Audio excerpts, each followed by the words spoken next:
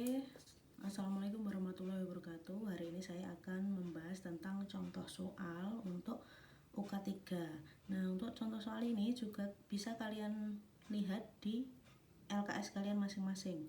Untuk soal pertama, pembakaran 6,5 gram Zn, airnya 65, menghasilkan kalori yang dapat menaikkan suhu 100 gram air sebesar 5 derajat Celcius.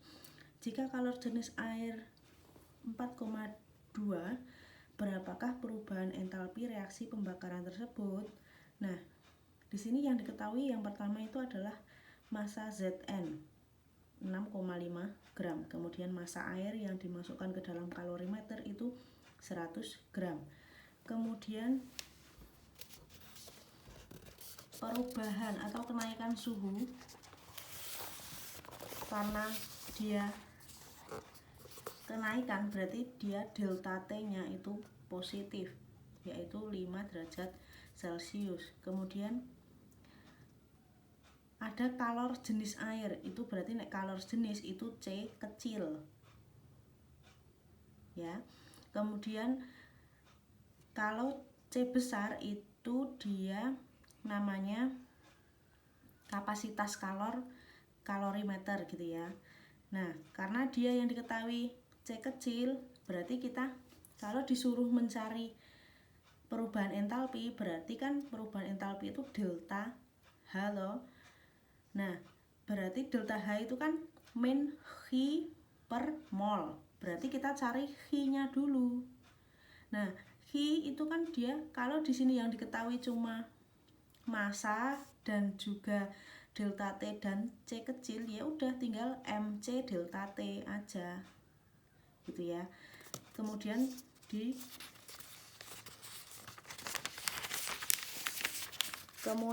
dimasukkan ke dalam rumusnya. Nah, di sini massa yang digunakan itu adalah massa si airnya.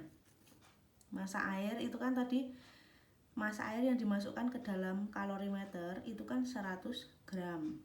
Ya berarti 100 dikali 4,2, C kecilnya kan 4,2, kemudian delta T-nya kan 5. Ya udah, tinggal dihitung. Hasilnya 2100 joule. Nah, karena nanti biasanya itu satuannya kilojoule, ya berarti didadekne kilo. Saka joule yang kilojoule berarti dibagi 1000. Berarti dia ke kiri 1, 2, 3 dikai koma gitu ya. Kemudian kan tadi rumusnya min H per mol, berarti kita cari molnya. Nah, mol itu mol siapa? Mol si Zn, soalnya sing marai suhune naik kuwi yen dileboni Zn kan gitu. Banyune awalnya kan air dimasukkan ke dalam kalorimeter, kemudian nanti dileboni si Zn kok dadi mundak gitu toh suhune. Awalnya pas airnya tadi dimasukkan itu diukur suhunya berapa, kemudian nanti setelah dimasuki si Zn diukur lagi, terus nanti terjadi perubahan apa kan gitu, naik atau turun suhunya. Nah, kemudian berarti mol yang menyebabkan itu naik turun itu kan si mol si Zn ini toh. Ya wes, berarti kita mencari mol Zn. Mol itu rumusnya massa per AR. Ya wes, massanya 6,5, AR 65, diketahui molnya 0,1, kemudian baru dicari delta H-nya. Rumusnya tadi min H per mol, H-nya 2,1 kilojoule per 0,1 mol. Nah, min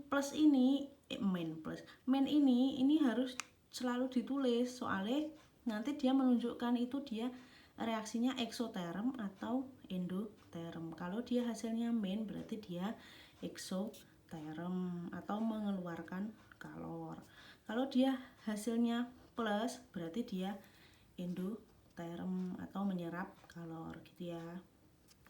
Jadi nanti tinggal yang diketahui di soal apa. Kalau ada diketahui kapasitas kalorimeter, berarti rumusnya yang MC delta T tadi diganti, ditambahi C besar dikali delta T gitu ya. Berarti rumusnya ora gur MC delta T, tapi MC delta T ditambah C gede dikali delta T, tergantung yang diketahui di soal gitu ya. Nek yang diketahui cuma MC delta T, ya wes MC delta T tok aja gitu. Soal yang kedua, ini jenis soal yang kedua. Tabel berikut memuat data perubahan entalpi pembentukan standar. Nah, ini ada data delta HF standar, delta HF 0 gitu ya. Nah, ini delta HF VCCO ki min 110,5, kemudian delta HF VC H2O ki min 242.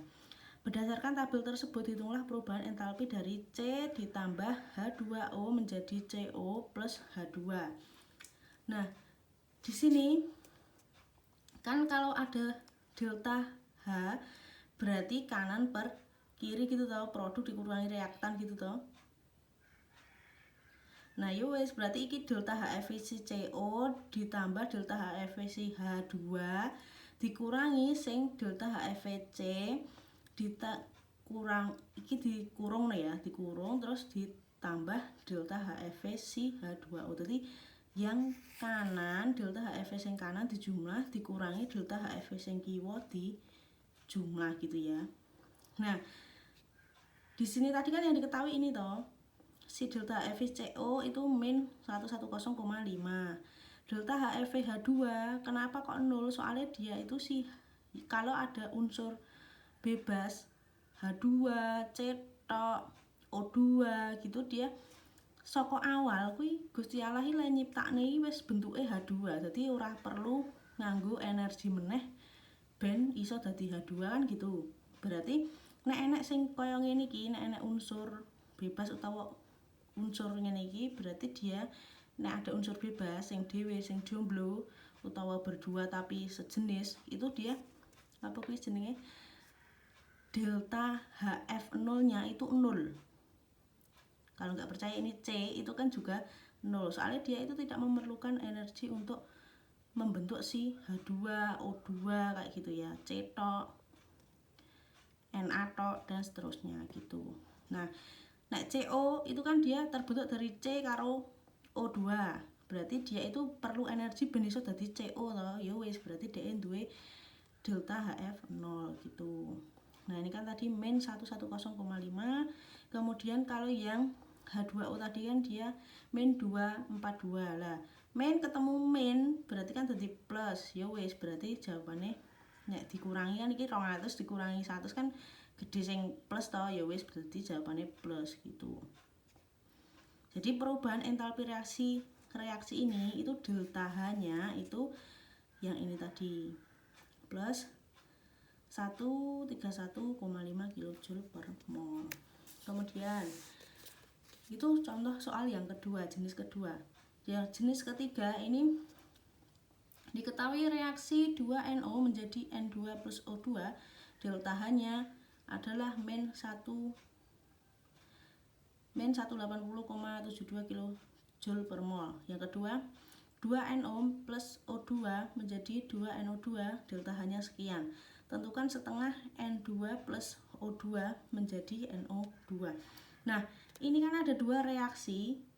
Kemudian di sini ditanyakan satu reaksi gitu loh. Sebenarnya ini nanti itu N2 di sini juga ada N2. Kemudian O2 di sini juga ada O2. Kemudian NO2 di sini juga NO2. Yang membedakan itu adalah koefisiennya. Jadi kalau ada soal seperti ini, kita itu disuruh menyusun reaksi yang diketahui agar bisa menjadi reaksi yang ditanyakan. Maksudnya gimana? Kalau di sini ada N2 di sebelah kiri, berarti iki N2 ini kan di sebelah kanan. Berarti iki kok diwalik. Nek diwalik, berarti nanti delta H-nya itu nek awali min kok jadi plus. Gitu ya.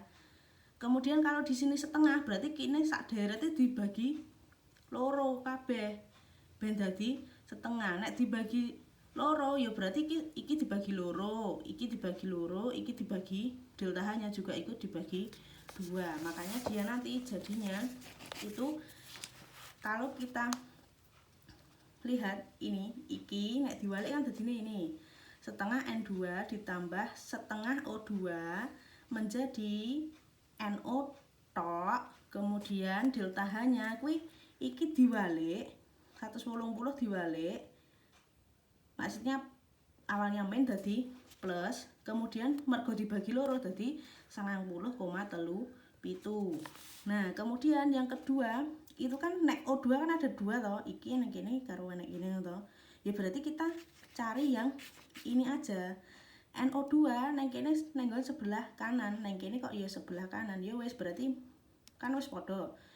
Tinggal jumlahnya piro. Oh, ini koefisiennya 1, ini kok 2. Ya wis iki dibagi loro kabeh sak deret. Dadine NO tok, iya toh. Iki dibagi loro dadi NO tok, kemudian ditambah setengah O2, kemudian menjadi NO2. Terus delta H ne mergo iki mau ora diwalik reaksine, berarti iki tetep min, tapi kan ini dibagi 2 atau tadi ini berarti dibagi 2. Kemudian tinggal dijumlah. Setelah dijumlah kan iki O2 ne mau setengah tambah setengah berarti jadi O2 tok ngono to. Iki setengah N2. Lah iki enek NO, kene enek NO, oleh dicoret. Kalau ada yang sama di dua ruas yang berbeda, kiwa karo tengen, iki ibaratnya sama dengan ya. Tanda panah di kimia itu sama dengan neng matematika no ya. Tinggal dijumlah aja, iki nek kanan karo kiri enek sing padha tinggal dicoret. Gitu ya. Kalau ini dicoret karo iki ngono, berarti kan NO-ne hilang. Tinggal iki ditambah setengah tambah setengah kan siji. Terus iki kemudian delta H-nya itu juga dijumlah. Plus karo min, berarti engko dadine plus toh. Gitu. Jadi delta H reaksi ini yang ditanyakan tadi itu sama dengan hasilnya ini. Jadi kalau ada soal seperti ini namanya hukum Hess. Jadi kalau nanti ada soal seperti itu berarti tinggal digarap seperti ini ya. Ada soal dua reaksi kemudian ditanyakan sebuah reaksi, berarti kita itu disuruh menata bagaimana caranya reaksi yang diketahui itu piye carane ben iso padha sing ditakonke ngono ya. Oke, masuk ke soal yang keempat, contoh soal yang keempat. Kalau soal yang ketiga tadi sebenarnya ada dua macam cara, ada dua jenis soal. Yang kedua itu kalau yang hukum Hess itu soalnya seperti ini. Jadi kalau ada soal seperti ini mau lewat satu jalur maupun dua jalur itu dia delta-nya harus sama gitu kan. Berarti ini nanti apa jenenge? Caranya itu kalau ini yang ditanyakan apa tahu? Berdasarkan diagram tersebut perubahan entalpi pembentukan PbO2. Dan adalah kalau ini arahnya ke bawah ya berarti iki kok iki diwalik dadi nyang ngisor, nek iki misal plus ya dadi min gitu ya. Ben iso dadi padha gitu loh arahe. Iki sama dengan iki ditambah iki ning dengan catatan iki diwalik. Nek awale plus ya dadi min gitu. Tinggal kalau ini 7,8 gram berarti iki digulai mole piro. Iki molnya berapa? Kemudian nanti tinggal ini kan tiap 1 PbO2 itu iki ditambah iki. Lah kalau sekian mol berarti berapa kan gitu kan, berarti nanti bisa dicari ya. Nganggo perbandingan mol itu.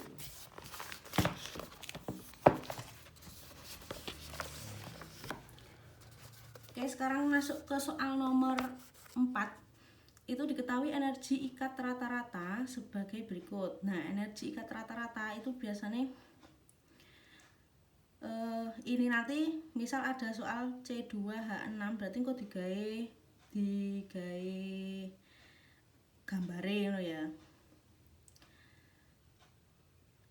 Nah, ini energi ikat dari C dengan C itu C rangkap siji C itu 348 kJ per mol.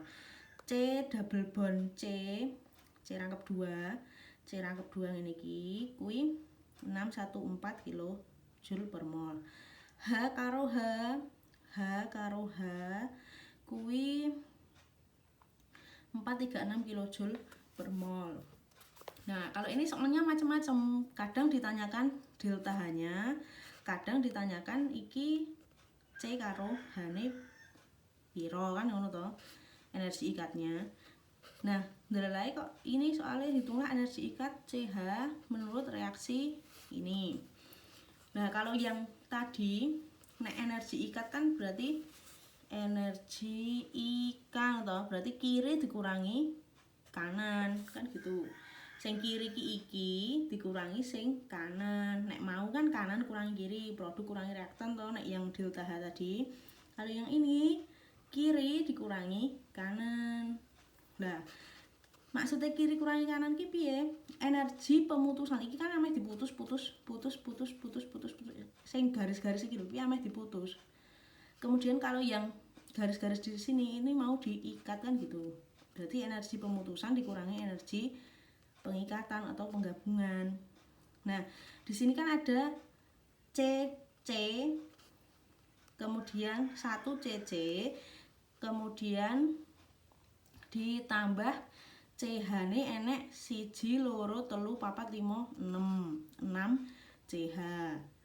Nah, kalau yang kanan itu berarti dikurangi 1 2 3 4. Piro iki? 4 CH ditambah 1 C double bond C ditambah 1 H dan H.